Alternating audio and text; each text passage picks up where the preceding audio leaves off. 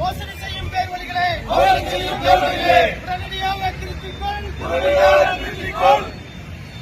100% வேலை மோசடி நடந்திருக்கு. 100% வேலை மோசடி. அந்த 100% வேலை மோசடிக்கு உடந்தையாக இருந்த பாராளுமன்ற உறுப்பினர் பதில் சொல்லணும். பாராளுமன்ற உறுப்பினர் பேரளவுக்கு ஏதோ கணக்கு காட்டுறதுக்கு ஒரு கூட்டம் நடத்திட்டு இருக்காங்க. அதை தேனி மாவட்ட பாரதிய ஜனதா கட்சி உறுதியோடு எதிர்க்கின்றது. தேனி மாவட்ட பாரதிய ஜனதா கட்சி உறுதியோடு எதிர்க்கின்றது.